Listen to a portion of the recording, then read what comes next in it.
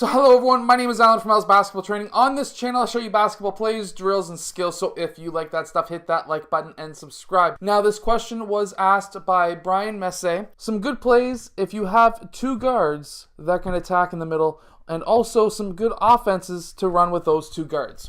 So thank you for the question. If anyone else has any questions, leave them in the comment section below, and I will try my best to answer those questions, and I might just make a video for you.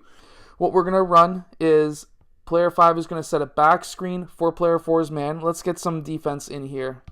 So we're going to have player 5 setting a back screen, and at the same time, we're going to be having player 3 pop down towards the baseline, which will draw his defender away from the play, and we're going to have player 2, he's going to be going and doing a dribble handoff with player 1.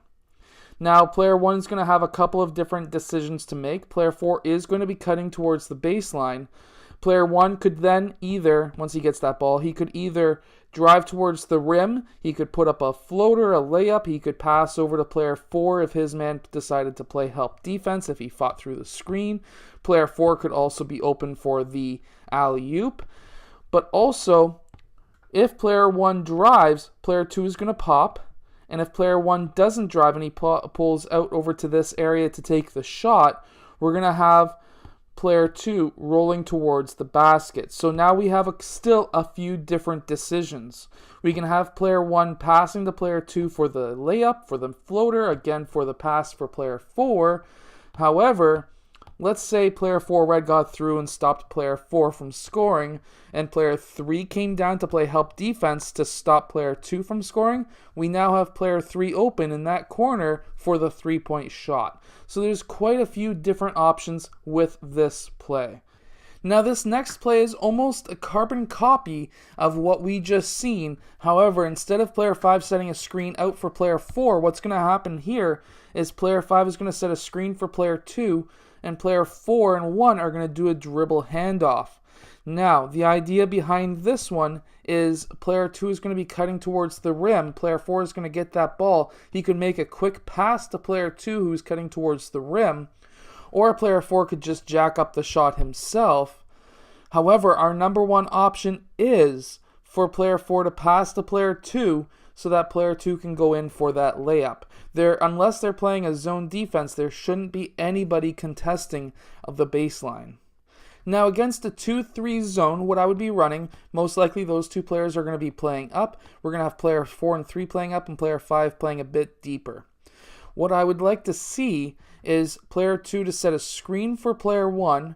Player 1 is going to use that screen, and player 2 is going to cut towards or roll off that screen and roll towards the basket.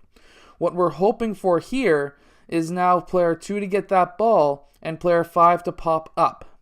Now player 2 could take that shot if there was nobody there, or it could be a floater, or if player 5 was to pop up, we now have a player 4 who could go in for a layup. If player 3 didn't pop down to guard player 5, if he stayed up high, then player 5 could be open as well, but most of the time he would be smart enough to go down and guard player 5.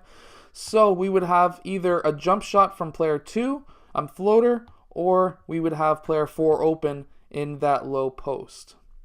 So going up against a 1-3-1, because apparently this zone defense is making a big comeback. Player 1 red is going to be probably up along player 1 blue. Player 2 is probably going to be playing deny against those two players. We're going to have player 4 covering the high post, player 5 covering the low post, and player 3 is cutting off the pass over to player 3 blue. Now, what we're going to be seeing, or an idea or an option that you would be looking at running, is for player 2 to go and set a screen for player 1. And then once that screen is through, we would have player 1 attacking this middle, because that will collapse both of those players. I would then want to see player 4 cutting back door, so that now player 1 can pass to player 5. He can go in for a layup. Player 5 red, however, may come over and cut that off. And if player 5 is open, or if he can stay and keep position on player 3 from actually getting in between him and player 4, player 4 could pass to player 5 for the layup. The other option is if player 5 was to get it and it was too hardly contested, he could just pass back out to player 3 blue for the three-point shot. Now the other option, what we would have, going back to having player 1 is if player 4 was to stay where he was, and this was to have a collapsing effect, player 4 could be open for a 3-point shot as well. Now, I'm going to give you one more offense against a 2-3 zone, and what we're going to have is a dribble handoff between players 1 and player 2.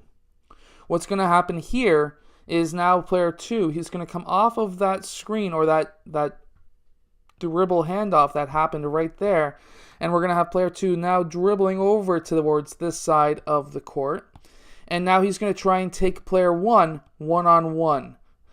Now, when he drives towards the rim, that will collapse player 3 and player 1, and if player 3 blue was to sneak down towards the baseline, if player 2 makes it through, obviously congrats to him. However, what we're looking for is player 3 to get that open 3-point shot from the corner.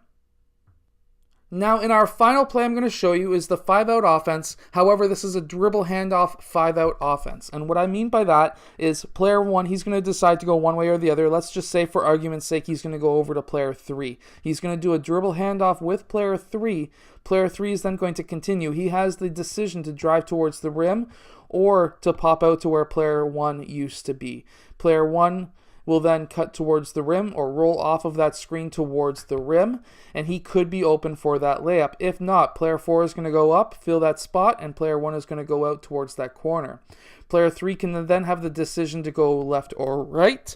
If he goes towards player 2, again, dribble handoff. And this time, let's say player 3 cut, but also player 2 went and drove towards that high post area. What we're looking to do here is now we have 2 spots that are open. What we're looking to do here now is if player 2 could have drove all the way to the rim and then he got stuck maybe, either way, we have those 2 spots open. What we're going to look to do is have player 5 fill that spot and player 3 is going to fill out. And we're going to have player 4 filling top and player 1, depending on where the defenders are playing, he could stay there for the kick out 3, but if he's not open, he could move up to where player 4 was, and this could be a kick out here or a kick out there for player 2. However, what we're looking for here mostly is for player 2 to score or player 3 to score off of that screen and roll, or the dribble handoff, I should say. And Brian Messier, I hope that these plays help your team as well. If anyone has any questions, leave them in the comment section below and I will try my best to answer them, and I might just make a video for you as well. I will see you guys again this afternoon because now I'm doing twice a day videos. This afternoon will be individual skills.